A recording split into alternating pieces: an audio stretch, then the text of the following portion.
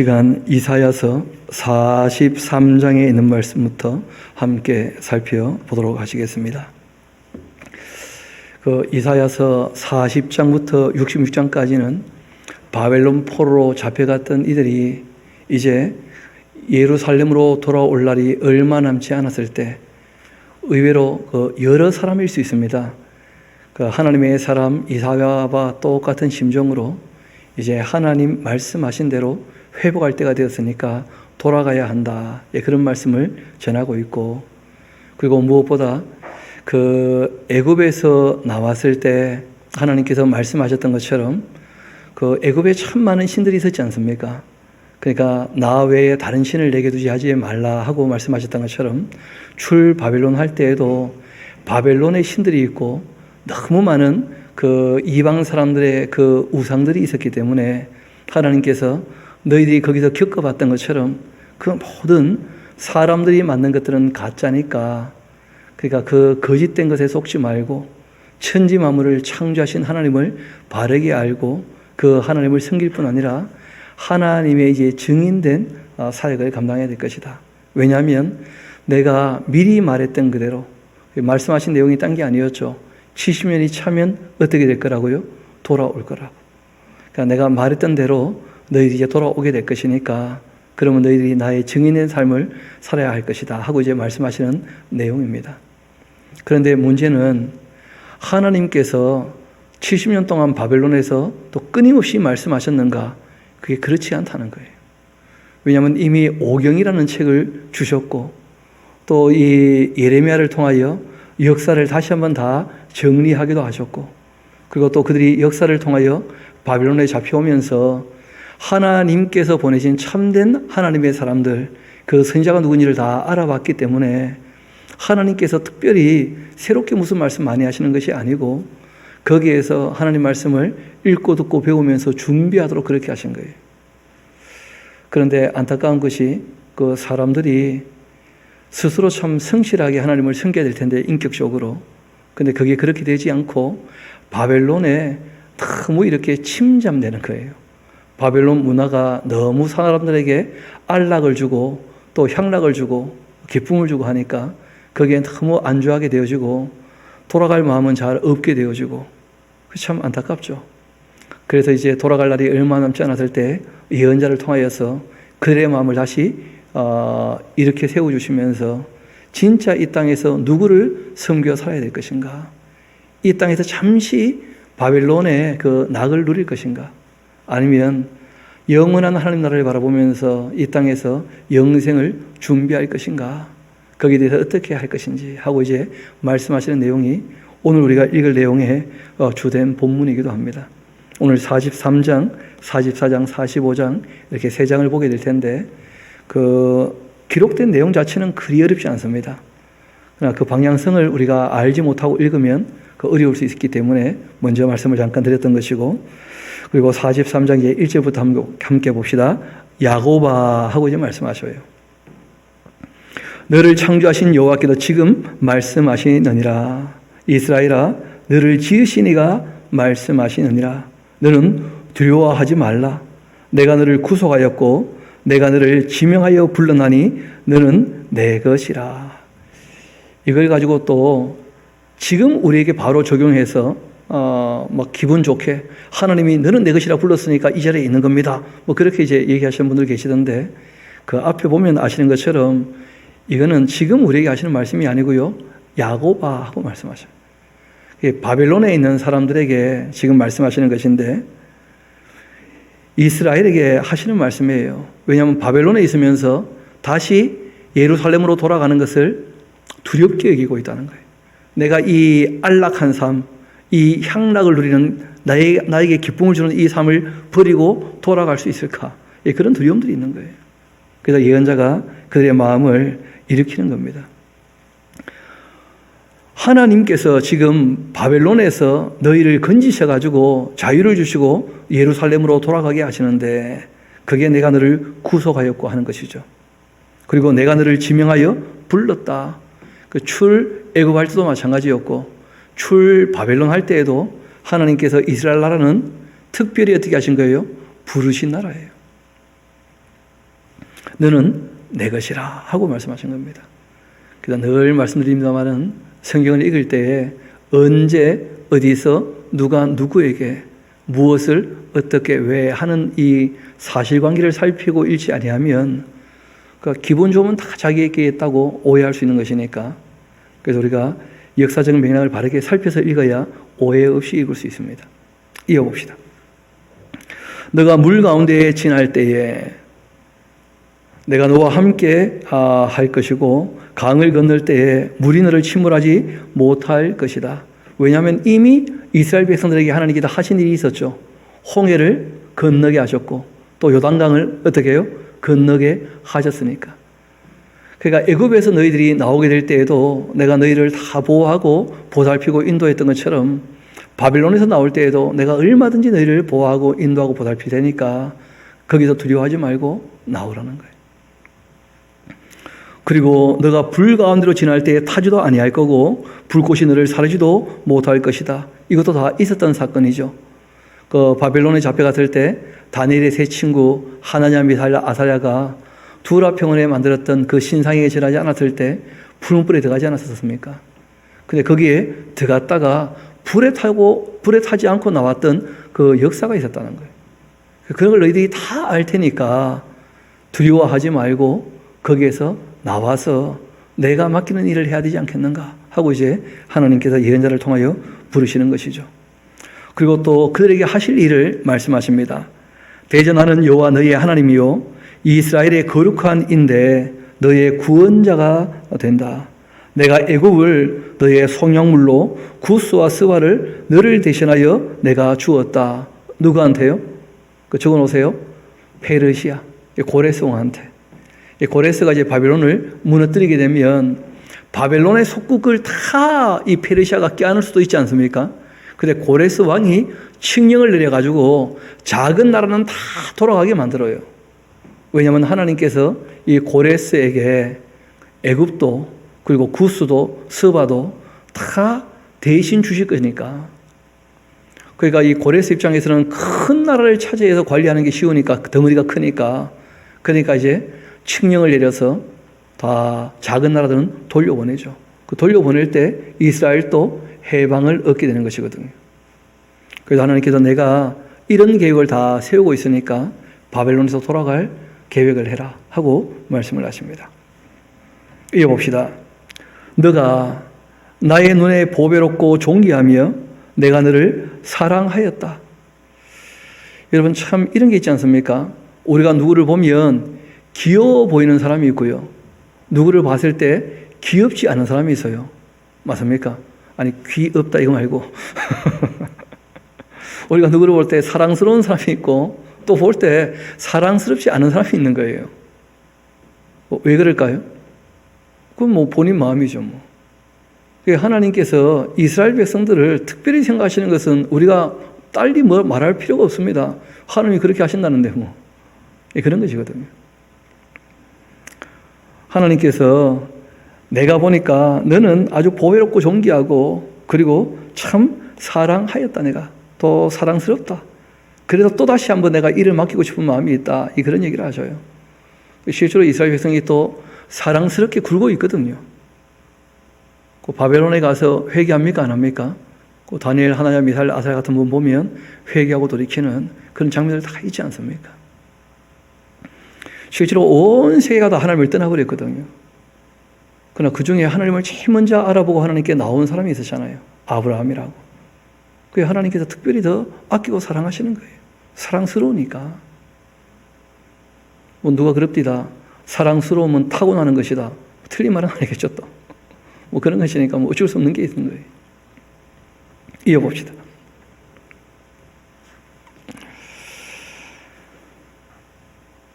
그래서 내가 너 대신 사람들을 내어주면서 백성들이 내 생명을 대신하게 될 것이다.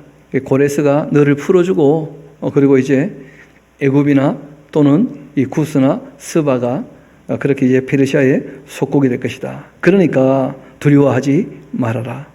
내가 너와 함께 할 거고 너의 자손을 동쪽에서부터 오기도 하고 서쪽에서부터 너를 모을 것이고 내가 북쪽에게 이르기를 내놓으라. 또 남쪽에게 이르기를 가둬두지 말라. 내 아들들을 먼 곳에서 이끌어 내 딸들을 땅끝에서 오게 하며 내 이름으로 불려지는 모든 자 곧 내가 내 영광을 위하여 창조한 자를 오게 하라. 그를 내가 지었고 그를 내가 만들었느니라 하면서 하나님께서 지금 그 예언자를 통하여 두 가지를 동시에 말씀하시는 거예요. 하나는 뭐냐면 바벨론 포로에서 돌아오게 될 것을 말씀하시면서 마치 바벨론 포로에서 돌아오는 것처럼 궁극적으로 동서남북에서 이스라엘이 다 돌아와서 회복될 것을 함께 말씀하고 계시는 거예요. 여러분, 그 예언의 삼봉우리라고 하는 것은 그 예언하는 그 당시에는 그 시점을 명확히 얘기할 수가 없습니다. 왜냐하면 예언은 이루어져야 성취되어야 확인할 수 있기 때문에. 그래서 예언자가 예언할 때에는 바벨론 포로에서 돌아오는 것이나 또는 마카비 혁명으로 독립전쟁이 일어나서 독립운동이 성공하는 것이나 또는 예수님 초림하시는 것이나 또 이후에 예수님 재림하시고 이제 이스라엘이 회복되는 것이나 이런 부분들을 그 순서와 상관없이 얘기를 하시게 되어져요. 이제 우리는 시간이 지나면서 역사로 확인하고 또 요한계시록까지 갖고 있으니까 우리가 성경을 가지고 성경을 검증해 보면서 그 시점이 언제인지 얼마든지 나누어 볼 수 있다는 거예요.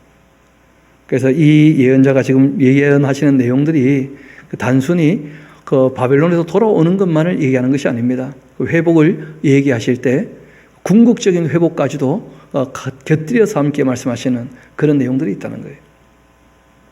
제가 그렇게 말씀드릴 수 있는 이유는 동서남북에서 돌아오는 일들은 이스라엘 역사 가운데 아직까지 없었다는 거예요. 그 10개 지파가 흩어졌던 북왕국의 회복은 아직까지 있습니까? 없습니까?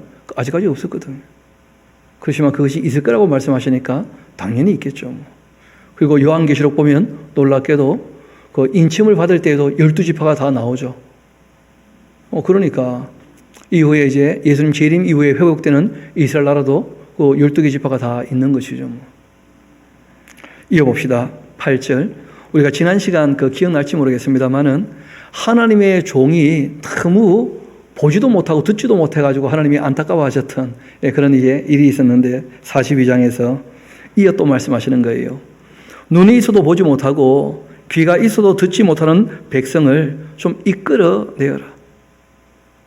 바벨론에 있으면서 하나님을 좀 알아보면 좋겠는데 하나님을 알아본 사람이 그리 많지 않다는 거죠.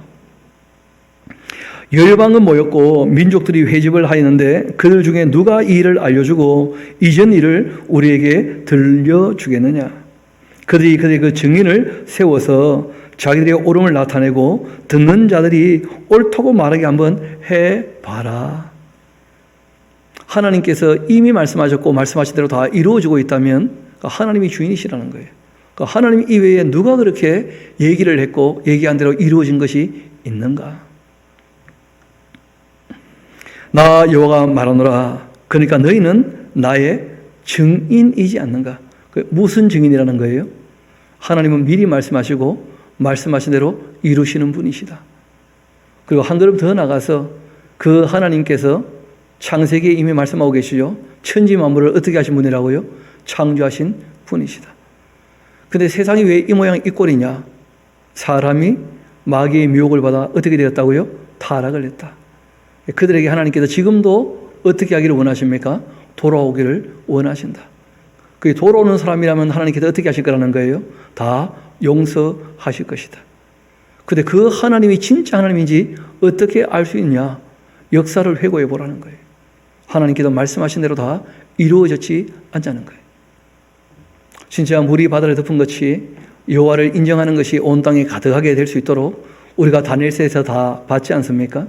느부갓네살 왕도 그리고 다리오 왕도 다 이스라엘의 하나님이 진짜 하나님이시다. 다 인정하게 된 것을 역사 가운데 확인했다는 거예요. 그러니까 그것을 어떻게 하라는 겁니까? 증언하라는 거예요. 너희는 나의 뭐라고요? 증인이다. 역사를 살펴보면 역사의 주인이 누군지를 알 수 있을 것이고 내 말을 잘 들어보면 내가 말한 대로 다 이루어지고 있다는 것을 알 수 있지 않느냐. 그러니까 너희가 나의 증인이 되어서 사람들로 하나님께로 돌아오게 좀 해야 되지 않겠는가? 그렇게 이제 말씀하시는 것이죠. 너희는 나의 증인, 나의 종으로 택함을 입었나니 이는 너희가 나를 알고 믿으며. 그런데 좀 표시를 해야 될 겁니다. 하나님을 믿을 때 어떻게 해요? 알고. 왜냐하면 여태까지는 그냥 문화적으로 모르고 믿었었는데 바빌론에 가서 지금 우리가 보듯이 성경이 정리되었다는 말씀 드리지 않습니까? 그러니까 이제는 하나님을 알고 믿어야 돼요. 또 믿었으면 알아가야 됩니다. 그 당시 이스라엘 백성도 마찬가지였지만 지금 우리는 신약 요한계시록까지 있잖아요. 그렇죠? 더 바르게 알고 믿어야 우리도 하나님의 증인의 삶을 산다는 거예요. 지금 우리에게도 성령께서 똑같이 요구하시는 거죠. 예수님 말씀대로 성령께서 임하시게 되면 너희가 나의 뭐가 될 거라고요? 증인이 될 것이다. 우리는 증언할 내용이 더 있죠. 메시아에 대하여 어떻게 됩니까? 증언해야 될 것이고, 그리고 세상 마지막 우리가 징조까지도 다 증언해야 될 것이고, 그리고 천영왕국과 그 다음 이어지는 천국까지 우리가 다 증언해야 될 책임이 있거든요. 알고 믿으며 내가 그인 줄을 깨닫게 하려고 함이라. 나의 전에 지음을 받은 신이 없느니라. 나는 후에도 없느니라. 하나님만 영원하신 분이셔요. 나고 나는 여호와라. 스스로 계시는 그분만이 영원하신 분입니다. 나 외에는 구원자도 없다. 창조하시는 분이 죄에서 악에 빠져 헤매고 있는 우리를 구원할 수 있는 유일한 분이라는 거예요.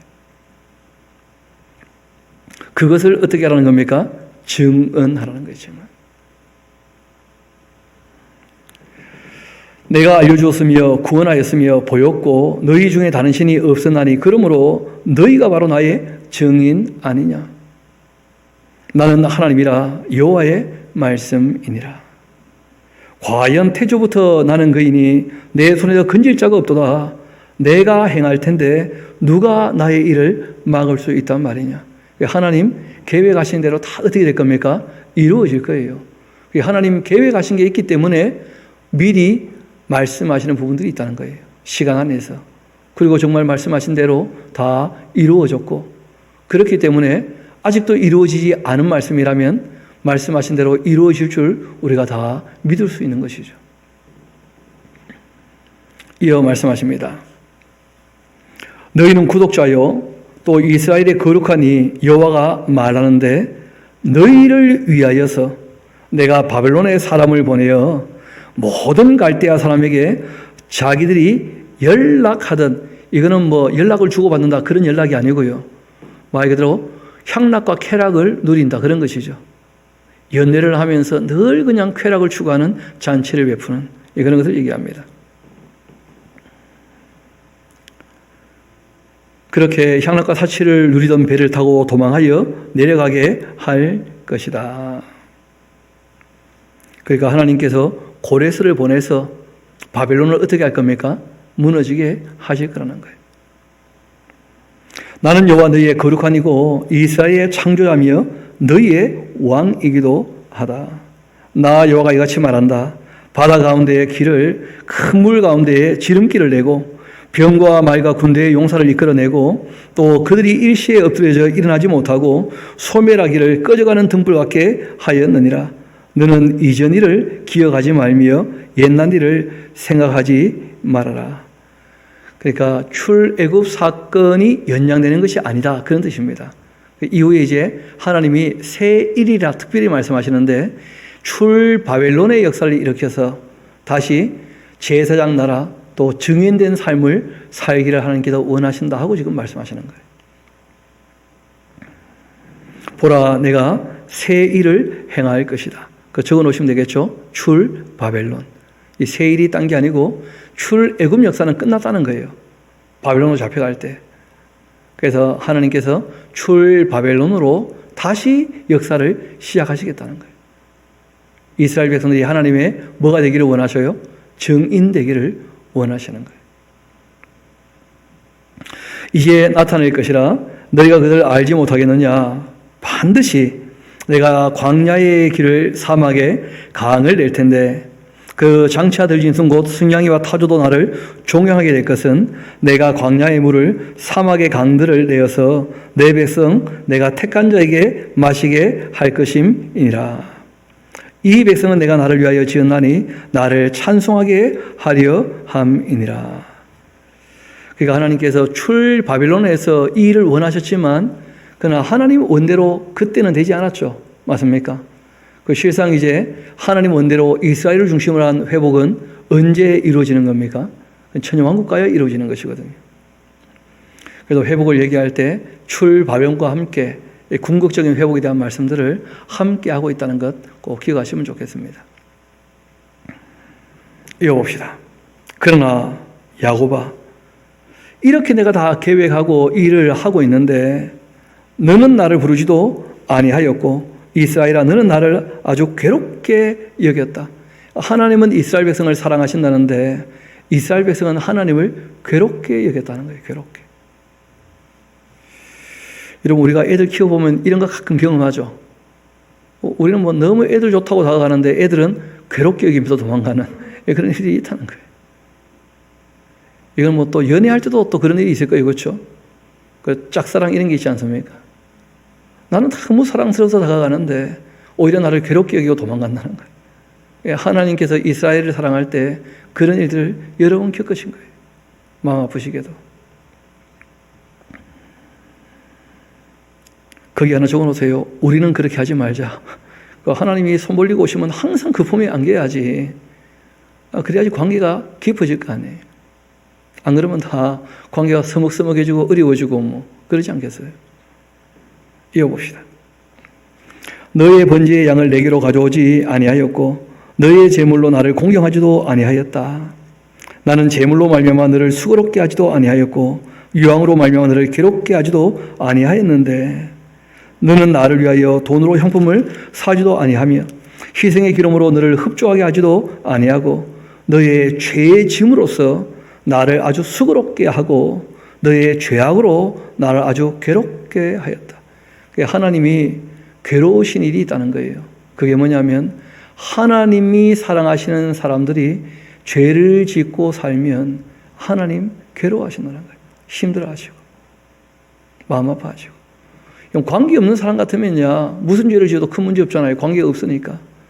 근데 사랑하는데 그 사랑하는 대상이 죄를 지으니까 악을 행하니까 거짓되게 살아가니까 불의하게 살아가니까 그게 하나님을 괴롭게 하고 하나님을 수고롭게 하는 것이죠. 그렇지만 나 곧 나는 나를 위하여서라도 너의 허물을 다 도말할 거고 너의 죄를 기억하지도 아니할 것이다. 참 이런 것이 사랑의 선포인데 하나님 자신을 위해서라도 내가 너희를 포기 못하겠다 이런 식으로 말씀하시면서 다가오시는 거예요. 그래서 실제로 방법을 누가 내신 겁니까?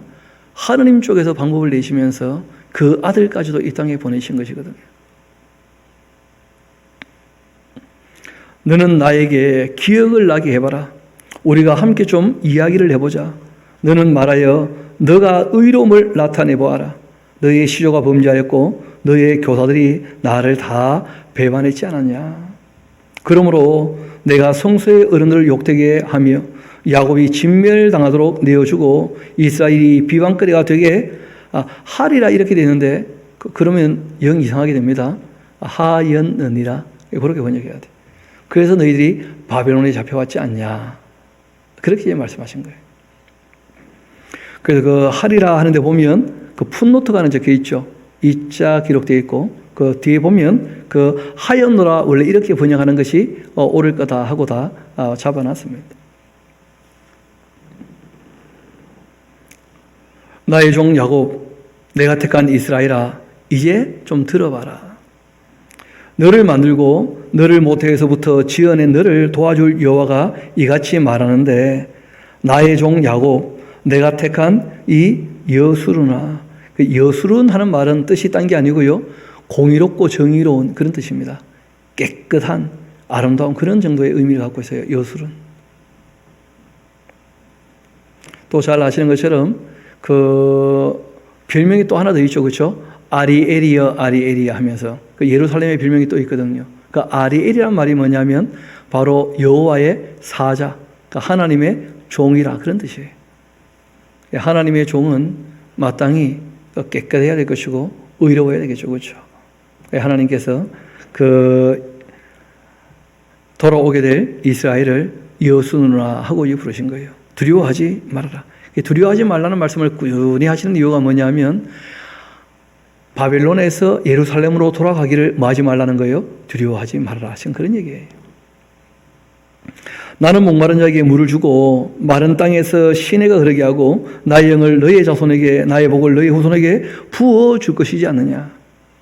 그들이 풀 가운데서 솟아나기를 시냇가에 버드같이 그렇게 할 것인데 한 사람은 이르기를 나는 여호와께 속하였다 그렇게 할 것이고 또 한 사람은 야곱의 이름으로 자기를 부를 것이며 또 다른 사람은 자기가 여호와께 속하였음을 그의 손으로 기록하고 이스라엘의 그 이름으로 존귀 여김을 받게 될 때가 올 것이다. 이스라엘의 왕인 여호와 이스라엘의 구원자인 만군의 여호와가 이같이 말하노라.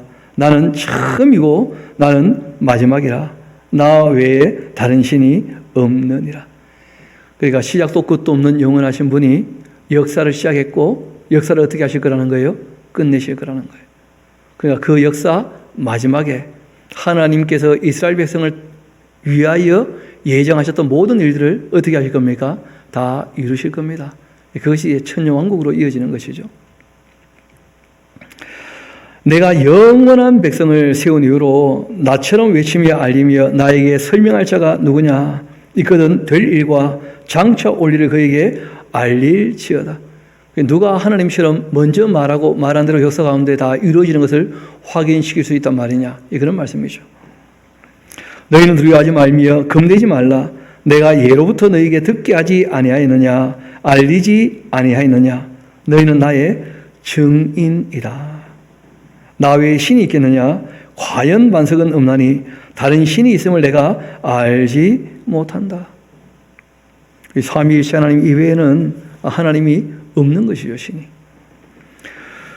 문제가 이제 바벨론에서 봤던 우상들이거든요, 우상들. 우상들을 보면 뭐 있는 것처럼 보인다는 거예요. 우상을 만드는 자는 다 허망하도다. 그들이 원하는 것들은 무익한 것이거늘.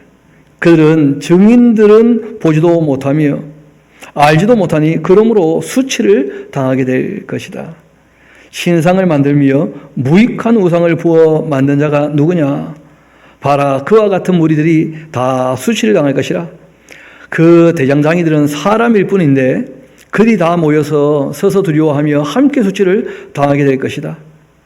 철공은 철로 먼저 연장을 만들고 숯불로 일을 하면서 망치를 가지고 그 우상을 만들며 그 힘센 팔로 그 일을 하고 있지만 배가 고프면 기운이 없고 물을 마시지 아니하면 괴로워한다는 거예요. 참 재미있는 표현이죠. 우상을 만드는 사람이 우상을 만들다가 배가 고파진다는 거예요. 아니 우상이 뭐 좀 안 주나 그래. 그게 가짜라는 거예요 다. 우상을 만들다가 지치면 목이 마른다는 거예요. 그러니까 양식을 내시고 물을 주시는 분이 누구시라는 거예요? 하나님이시지 그래 하나님. 너희들이 손으로 만드는 우상이 어떻게 너희들에게 양식과 물을 내겠냐? 그 아니지 않느냐? 그런 말씀을 하시는 거예요. 또 이어 말씀하십니다. 목공은 줄을 늘여 재고 붓으로 긋고 대피로 밀고 곡선을 그어가지고 사람의 아름다운 모양을 따라서 사람의 모양을 만들어서 그렇게 우상을 만드는 거예요. 그리고는 자기 집에 갖다 두면서 그에게 이제 비는 거죠. 거기에 우상의 정체가 나오죠. 그는 자기를 위하여. 그런데 좀 조심해야 돼. 사람이 왜 우상을 만드냐? 자기를 위한답시고 만드는데 정말 위해 줄 수 있냐는 말이에요. 이 우상이. 그래서 우리가 증언될 아주 중요한 내용이 뭐냐면 하나님께서 우리를 위해 주신다는 거예요. 그럼 우리가 성경에 기록된 역사를 통해서 확인할 수 있잖아요. 또 성경이 예언된 내용을 통해서 확인할 수 있잖아요. 영생 복락을 누리는 천국까지도 다 준비한다고 하시니까 그 아들까지 우리를 사랑해서 보내셨다고 하니까 하나님이 그렇게 우리를 위해 주시니까 여러분 실제로 하나님은 하나님보다 먼저 우리를 위해 주시는 분이셔요. 그래서 예수님께서 십자가에 달리실 때 엘리 엘리 라마 사박다니, 왜 나를 버리고 저들을 건지시는 겁니까? 하나님은 실제로 하나님보다 먼저 우리를 사랑하신 거예요. 그래서 우리에게도 딴 걸 요구하시는 게 아닙니다. 너희도 그러니까 먼저 그의 나라와 그의 의를 구하라. 서로 먼저 사랑하는 것이거든요.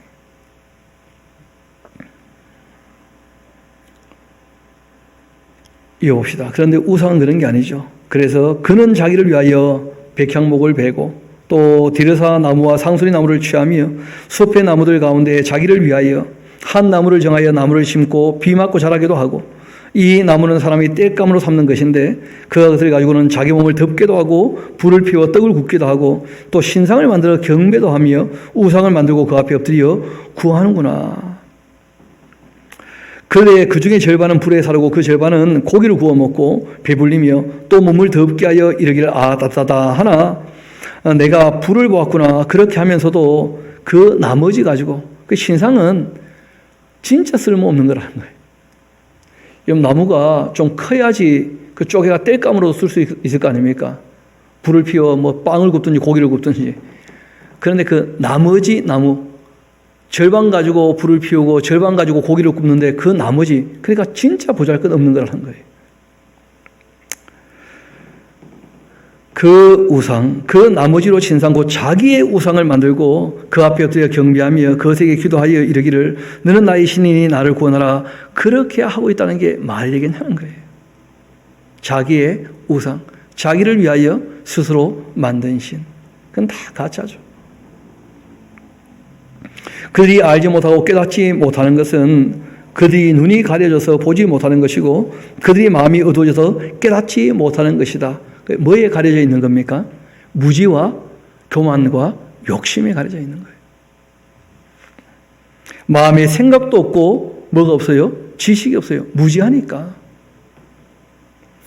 초명도 없으므로 내가 그것의 절반을 불사르고 또한 그 숯불 위에서 떡도 굽고 고기도 구워 먹었거늘 너가 어찌 그 나머지로 가져간 물건을 만들겠으며 내가 어찌 그 나무 토막 앞에 굴복하리요. 그렇게 말하지 아니하니 그는 죄를 먹는 사람하고 똑같다는 거예요.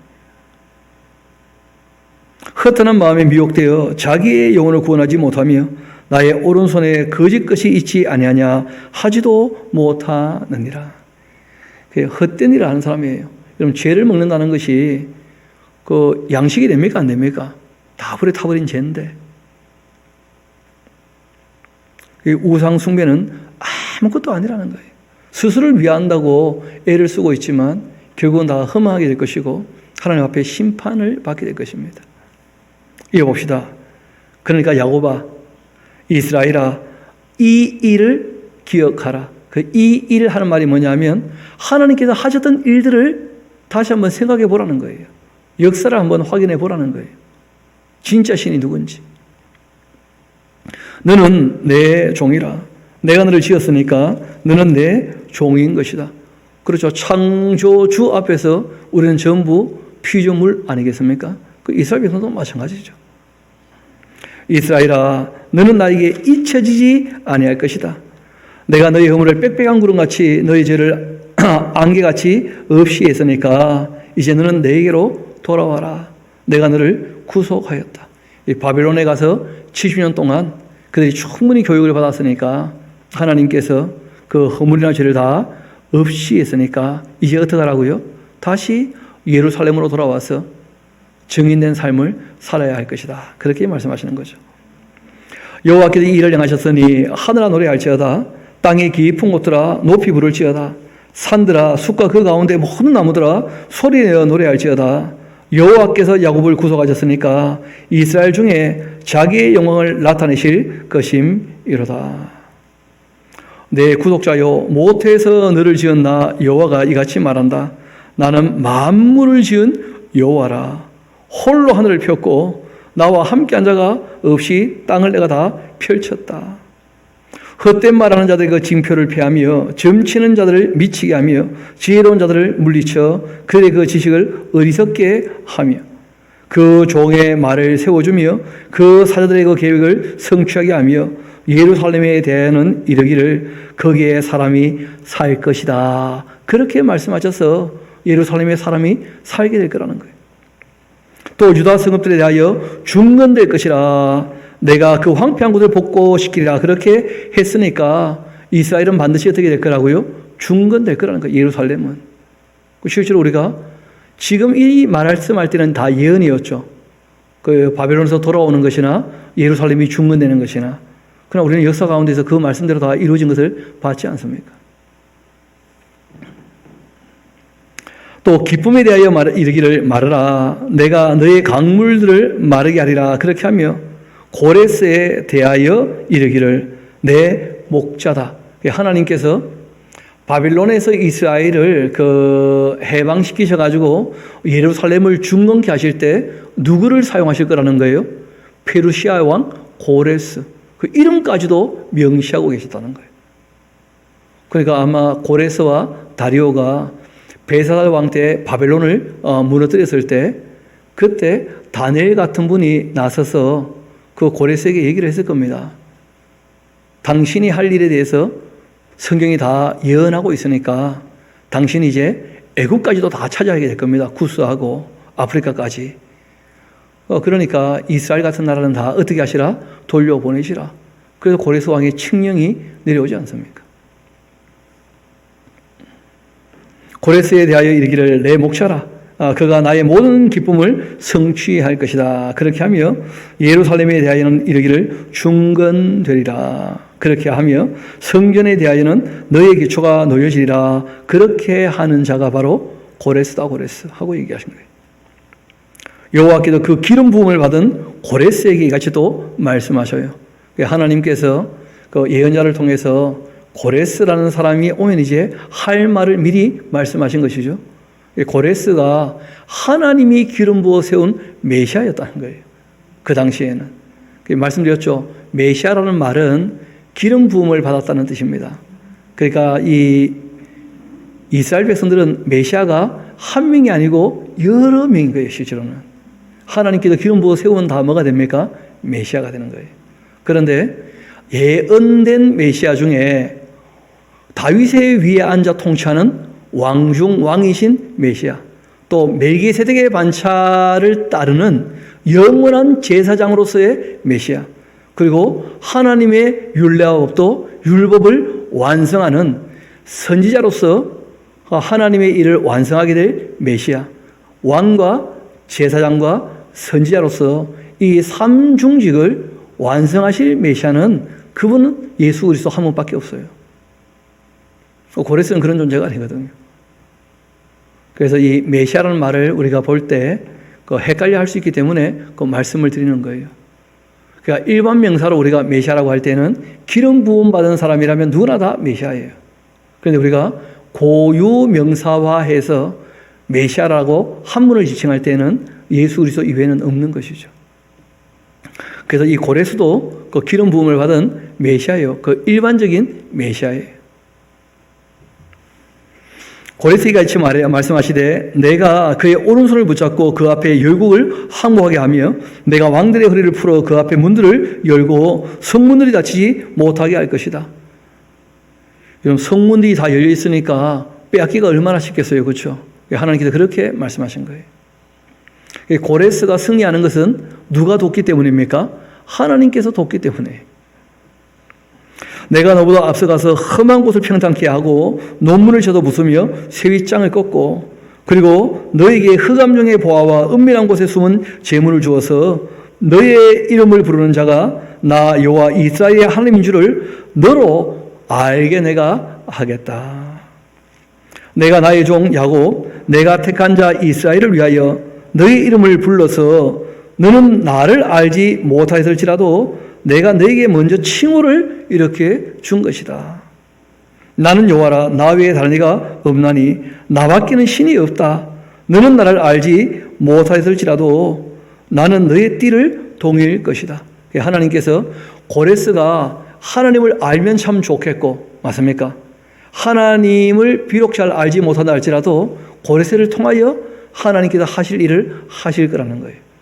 그 중에 제일 중요한 일이 뭐냐면 그 남유다의 출 바벨론이죠. 그렇죠? 그리고 이제 예루살렘 성전을 짓게 하시는 거예요. 해 뜨는 곳에서부터 지는 곳까지 어디서든지 나밖에 다른 이가 없는 줄을 알게 할 것이다. 나는 여호와라, 다른 이가 없느니라. 그 다음 좀 특별한 말씀을 하셔요. 나는 빛도 짓고 어둠도 어떻게 했다는 거예요? 창조했다는 거예요. 이렇게 이제 굳이 말씀하시는 이유가 있는데, 그 페르시아 사람들이 가지고 있는 종교가 있어요. 그 종교가 조로아스터라는 종교예요. 그리고 이 종교는 그 우리말로 배화교라는 말도 해요. 불을 섬기는 사람들, 불을 숭배하는 사람들. 그러니까 이 사람들은 어떤 생각을 하느냐면, 불의 신, 빛의 신, 선한 신이 있고 어둠의 신, 악한 신이 있다고 보는 거예요. 거기에 이제 중간에 사람이 있는 거예요. 그러니까 사람이 선하게, 의롭게, 참되게 빛 가운데 거하면 빛의 신이 이제 힘을 얻는 거예요. 그러면 세상은 밝아지는 거예요. 반면에 이제 사람이 악하고 거짓되고 불의하면 어둠의 힘을 얻는 거예요. 그러면 세상은 어두워진다고 보는 거예요. 그러니까 이 사람들은 신을 돕기 위해서 열심히 일을 해요. 착하게 살려고. 그러니까 껍데기만 보면 참 사람들 착하겠죠. 그런데 사람들에게는 인정받을지 모르겠지만 하나님을 제대로 아는 거예요? 잘 모르는 거예요? 전혀 모르고 있는 거죠. 왜냐하면 어두움은 신일 수 없어요. 여러분, 사탄은 신일 수 없습니다. 마귀는 하나님께서 성도들의 검정과 연단을 위하여 시험하는 자로 활동하도록 잠시 허락한 것뿐이지, 악한 영들은 천사와 마찬가지로 피조된 존재들이에요. 그 실제로는 천사를 만들었는데 천사들 중에 하나님을 배신한 천사들이 뭐가 된 겁니까? 악령이 된 것이니까. 적어도 우리가 신이라고 할 때는 스스로 계시고 전지전능하시고 무소부지하시고 영원히 변치 않는 분만이 신이거든요. 그러니까 사람들이 선한 신이 있고 악한 신이 있다, 이런 식으로 신도 이분법적으로 보는 것은 굉장히 잘못되었다는 거예요. 빛도 누가 지으셨다고요? 어둠도 누가 창조하신 거예요? 천국을 누가 만드셨어요? 지옥도 누가 지었어요? 하나님. 그런데 성경을 바르게 보지 못한 많은 이 기독교인들이 마치 배화교처럼 하나님과 사탄을 생각한다는 거예요. 그러니까 천국은 하나님이 주인이고 지옥은 마귀가 주인인 것처럼. 그건 너무 잘못된 거죠. 그런데 그런 식의 오해들이 있다는 거예요, 사람들에게. 그래서 우리가 그 성경에 하나님이 어떤 분인지를 알려주신 대로 바르게 알아야 됩니다. 빛도 하나님이 지었고 어둠도 하나님이 창조하셨어요. 나는 평안도 지었고 환난도 하나님이 지었습니다. 하나님은 어떤 분인지를 바르게 알고 그 하나님을 두려워하며 경외함으로 섬겨야지, 그 하나님을 정말 사랑해서 그 계명을 따라야지. 심판하시는 분도 누구십니까? 하나님이셔요. 구원자도 하나님이시지만 심판하시는 분도 하나님이셔요. 그리고 우리가 하나님 앞에 정말 조심해야 됩니다. 생각도 말도 행동도. 나는 여호와라, 이 모든 일을 행하는 자니라, 그렇게 말씀하셨어요. 하늘이여 위로부터 공의를 뿌리며 구름이여 의를 부를지어다. 땅이여 열려서 구원을 싹트게 하고 공의도 함께 움트게 할지어다. 나 여호와가 이 일을 창조하였느니라. 여러분, 그래서 참 안타까운 얘기지만 니체라는 사람 혹시 기억나십니까? 그 니체라는 사람이 적었던 책이 있죠. 그 책이 조로 짜라투트라는 이렇게 말했다 하는, 짜라투트라가 조로아스터의 독일어예요. 그러니까 천국과 지옥을 만드는 이런 신은 없는 것이고, 조로아스터가 말한 것처럼 신과 상관없이 그냥 우리가 착하게 살자, 그냥 그런 정도를 얘기한 거예요. 참 목사 아들이었는데 안타까운 사람이죠. 이어봅시다. 9절. 질그릇 조각 중 그 한 조각 같은 자가 자기를 지으신 이와 더불어 다툴진대 화에 드진저 진흙이 토기장에게 너는 무엇을 만드느냐, 또는 내가 만드는 것이 그의 손에 없다 말할 수가 있겠냐. 아버지에게는 무엇을 낳았소 하고 묻고 어머니에게 무엇을 낳으려고 해산의 수고를 하였소 하고 묻는 자는 화가 있을 것이다. 요즘 애들도 이런 짓들 하지 않습니까? 왜 나를 낳아가지고 이 고생시키는 거예요 하면서 요즘 애들이 그런다는 거예요. 참 생명 자체가 얼마나 소중한 것인데, 생명이 있다는 것만 해도 너무 감사하고 너무 고마운 것이거든요. 그런데 세상이 얼마나 타락했는지 아버지 어머니에게 부자도 아니면서 왜 나를 낳아가지고 이 고생시키느냐 뭐 그런 식으로 그런 건 바로 죽여야 됩니다. 그냥 살 가치가 없어. 그렇잖아요. 살기 싫으면 죽으라 그래. 그래야 되지 않겠어요? 그 사람들이 하나님께 왜 천지 만물을 창조해가지고 우리를 골치 아프게 하냐 이런 사람들이 있다는 거예요. 강좌에 오시는 분이 그 자기 자녀하고 대화를 하는 중에 그 애들이 그랬다는 거예요. 하나님이 괜히 왜 천지 만물을 창조하고 나를 만드셔가지고 그 말도 안 되는 질문을 한다는 거예요. 지음받은 존재가 지으신 분에게 무슨 말을 한다는 것 자체가 있을 수 없는 얘기입니다. 사람이 분수를 알아야지 그래. 근데 세상이 워낙 타락하니까 별별 말이 다 나오는 거예요. 별별 말이 다. 이어봅시다. 그렇게 묻는 자라면 화가 있을 것이다. 여러분, 그러니까 그런 질문은 질문 자체가 안 되는 겁니다. 하나님께 감히 여쭐 게 있고 여쭈지 못할 게 있지 그래. 아무 말이나 다 할 수 있는 게 아니에요. 하나님 앞에. 화가 있을 겁니다. 생각도 그런 생각하면 안 돼요. 생각도. 이스라엘이 거룩하신 이곳 이스라엘을 지으신 여호와께서 이와 같이 말씀하신다. 너희가 장래 일을 내게 물으며 또 내 아들들과 내 손으로 한 일에 관하여 내게 명령할 수가 있겠냐 말이에요. 내가 땅을 만들었고 그 위에 사람을 창조했으며 내가 내 손으로 하늘을 폈고 하늘의 모든 군대에게 내가 명령을 하는 것이다. 내가 공의로 그를 내가 일으킨 거야. 하나님께서 고레스를 왜 일으키셨다고요? 공의로서. 왜냐하면 바벨론이 너무 악해졌기 때문에 바벨론을 심판하시려고. 그의 모든 길을 내가 곧게 할 것이야. 고레스가 하는 일은 내가 얼마든지 도와줄 거야. 그가 나의 성읍을 건축할 것이고 사로잡힌 내 백성을 값이나 가품이 없이 놓아줄 것이다. 하나님이 이를 위해서 고레스를 세웠다는 거예요. 만군의 여호와의 말이니라 그렇게 하셨다는 거예요.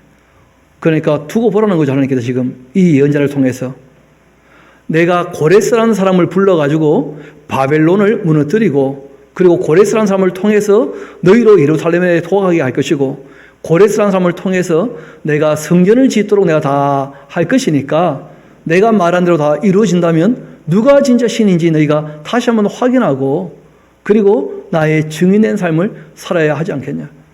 미리 될 일을 나 외에 누가 감히 말한 대로 이룰 수 있단 말이냐. 그렇게 하신 거예요. 지금은 우리가 오히려 역사가 지나가지고 확인까지 할 수 있으니까 더 확실하죠. 더. 이어봅시다. 14절입니다. 여호와께서 이같이 말씀하시되 애굽의 소득과 구스가 무역한 것과 스바의 장대한 남자들 너희에게로 건너와 너희에게 속하게 될 것이다. 고레스에게 말씀하시는 것이죠. 그렇죠? 내가 말한 대로 내가 다 이루어 가게 될 때 그 이스라엘과 이 나라들 돌려보낸다고 손해보느냐? 아니야. 내가 애굽과 구스와 스바를 너희에게 한몫 챙길 수 있게 너희 손에 맡길 거니까. 고레스에게 하신 말씀이죠. 그들이 너를 따르게 될 것이다. 세사세에 매여 건너와서 너희에게 굴복하고 간구하기를 하나님이 과연 너희에게 계시고 그 외에 다른 하나님이 없다 그렇게 할 것이다 하면서 고레스도 그 칙령을 내릴 때 우리 한번 에스라서 1장 같이 한가 봐요. 뭐라고 얘기를 했는지. 그 다음에 한번 우리가 살피겠습니다만은 먼저 한번 가서 보고 옵시다. 에스라 우리 1장 같이 한가 봅시다.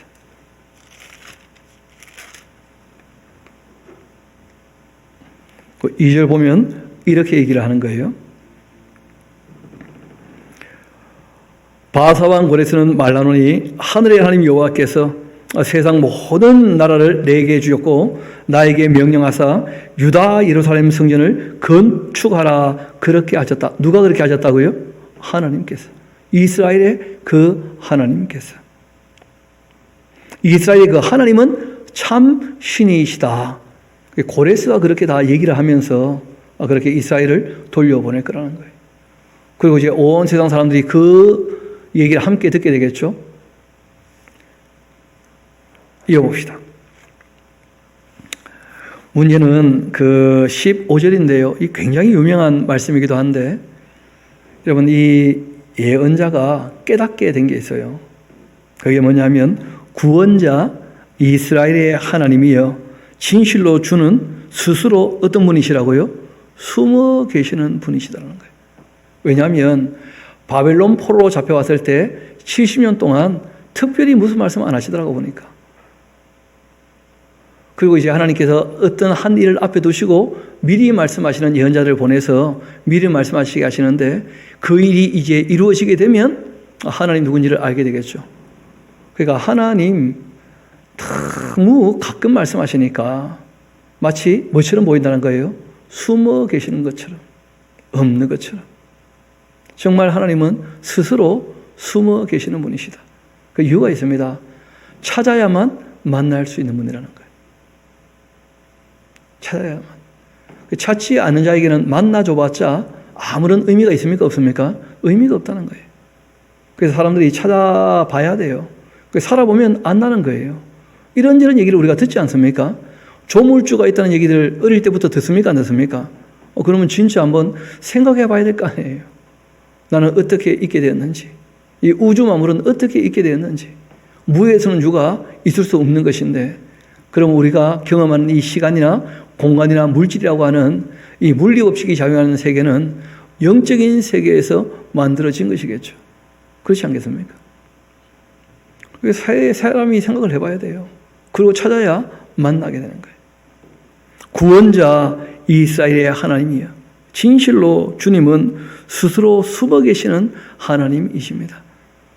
그러니까 자기 욕심을 위하여 신을 찾는 사람, 자기를 위하는 신앙인은 하나님 못 만납니다.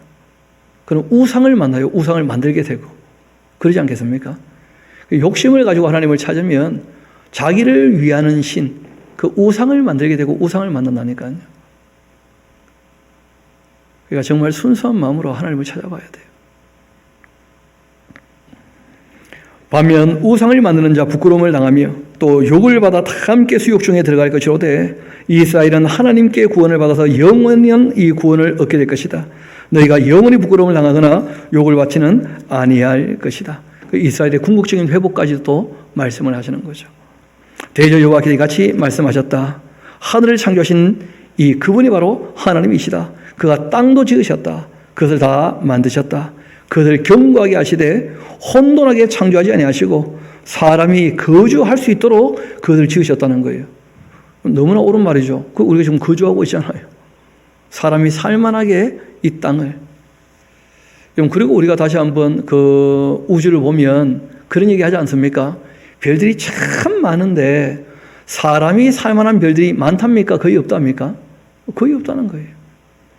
요즘에 달이 뜨고 1시간쯤 지나면 달을 따라 뜨는 별이 있어요. 화성 요즘에 좀 보고 계십니까? 또 화성을 안 보시는구나. 여러분, 달 밑에 아주 밝은 별 하나가 지금 떠요. 부산에 딴 별은 안 보이는데 화성은 확실히 보이더라고. 너무 커요, 지금. 제가 살펴보니까 공전 주기가 다르잖아요. 20년에 한 번 정도가 이렇게 가까워진대요. 그래서 오늘 뜨는 화성이 20년 만에 제일 큰 화성이고 오늘 보고 난 다음부터는 20년 동안 또 이렇게 큰 화성을 못 봅니다. 그런데 화성에 사람들이 우주선을 쏴 보내고 로봇을 가지고 이렇게 저렇게 확인해 보는데 그럼 지구 바로 옆에 있는 별 아닙니까? 수금지 화 아니에요. 그런데 그 화성에 생물이 있다고 봅니까? 없다고 봅니까? 더 찾아봐야 되겠다고 아직도 찾고 있는데 사람이 없는 건 확실하죠. 그렇죠? 사람이 살만한 것이 아니에요. 전혀. 금성도 마찬가지고 달도 마찬가지고 태양계만 봐도 지구 위에는 사람이 살만한 곳이 없어요. 그래서 누가 그런 얘기합니다. 지구에 사람이 살 수 있게 될 가능성은 마치 면도날 위에 100km 달리기를 했는데 살이 배지 않을 정도의 확률 같은 것이라는 거예요. 있을 수 있다는 겁니까? 있을 수 없다는 겁니까? 그러니까 하나님이 미세하게 조정하지 않으면 안 된다는 거예요. 성경이 보니까 그렇게 말씀하셔요. 내가 사람 살만하게 만들었던 그 별이기 때문에 사람이 살고 있다는 거예요. 그걸 모르겠냐는 거예요. 이어봅시다. 사람이 거주하게 그것을 지었으니까 나는 여호와라 나 외에는 다른 이가 없다. 나는 감추었던 곳과 캄캄한 땅에서 말하지 아니하고 야곱 자손에게 너희가 나를 혼돈명에 찾으리라고 이르지도 아니하였노라. 나 여호와는 의를 말하고 정정한 것을 알린다. 그가 진리라고 하는 것은요, 어둡지 않습니다. 명백히 다 드러나게 되어 있어요. 진리는. 그렇지 않습니까? 다 확인할 수 있고. 그리고 헷갈려 하지 않습니다. 진리는 명료한 거예요. 혼잡케 하면 안 됩니다. 그래서 지금 소위 한국교회 그 방언이라고 하는 것, 이건 뭐 알아듣지도 못하는 것이고 또 통역한다 그래도 엉터리가 너무 많고 그 악령에 속아서 그런 이상한 짓을 하면 안 돼요. 진리는 명료한 거예요. 기록된 말씀을 바르게 배워서 이 말씀을 따라 살아야지 그 엉뚱한 이상한 신비한 현상에 속아 넘어가지 않도록 정말 주의해야 됩니다. 열방 중에 피난한 자들아 너희는 모여 우리 오라 함께 가까이 나오라. 나무 우상을 가지고 다니며 구원하지 못하는 신에게 기도하는 자들은 무지한 자 아니겠는가. 너희는 알림이여 또 진술하고 또 함께 의논하여 봐라. 이 일을 옛부터 듣게 한 자가 누구냐. 이전부터 그것을 알게 한 자가 누구냐. 나 여호와가 아니냐. 나 외에는 다른 신이 없다. 나는 공의를 행하며 구원을 베푸는 하나님이라. 나 외에는 다른 이가 없다. 땅의 모든 끝이여 내게로 돌이켜 구원을 받아라.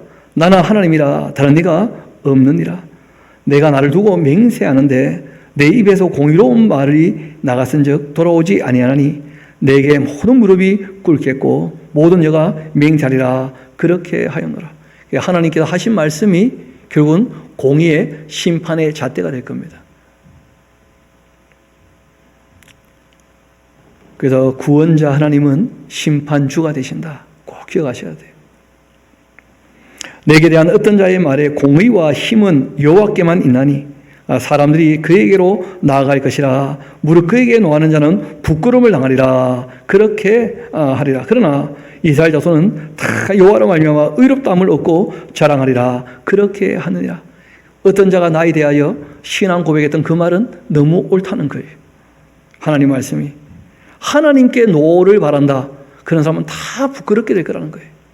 반면에 이스라엘 백성들은 의롭다함을 얻고 그리고 하나님을 자랑하게 되는 일이 있게 될 것이다. 뭐 이런 것은 궁극적인 또 회복에 대한 말씀인 것이죠.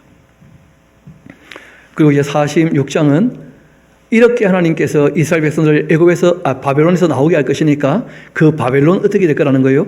무너질 것이다. 이 얘기를 이제 하시는 거예요. 그러니까 바벨론에서 나오는 것을 두려워하지 말라. 그렇게 하시는 것이죠. 그러니까 오늘 우리가 43장, 44장, 45장 쭉 내용같이 살펴봤는데 그 이스라엘에게 이렇게 대하시는 하나님은 우리에게도 동일하신 분인 줄 믿습니다. 하나님 미리 말씀하신 대로 다 이루실 뿐 아니라 하나님의 것은요 단 하나도 잃어버리지 않습니다. 그리고 우리에게 부탁하셔요. 자유를 줬으니까 주어진 자유에 책임적인 자세를 가지고 좀 살아가야 한다.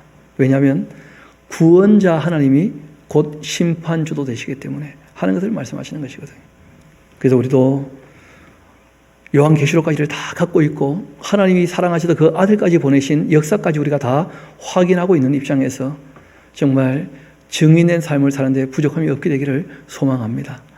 우리 시간 조용히 함께 기도할 때 마음도 정리하시고 혹시 내가 내 욕심으로 하나님을 만나고 있는 것은 아닌지 또 하나님을 정말 순수하게 사랑하는 마음으로 찾고 있기는 한지 또 하나님 말씀대로 우리가 살려고 힘쓰고 애쓰고 있는지 또 하나님께서 이스라엘 백성들에게 말씀하셨던 것이 이루어지지 않았지만 이제 교회에게 성령이 오셔서 증인되기를 원하고 계시는데 우리가 성령님으로 말미암아 정말 증인된 삶을 살고 있는지 우리가 다시 한번 돌이켜보고 하나님께 도움을 바라며 우리가 하나님 앞에 우리 마음을 내려놓도록 합시다. 기도하도록 하시겠습니다.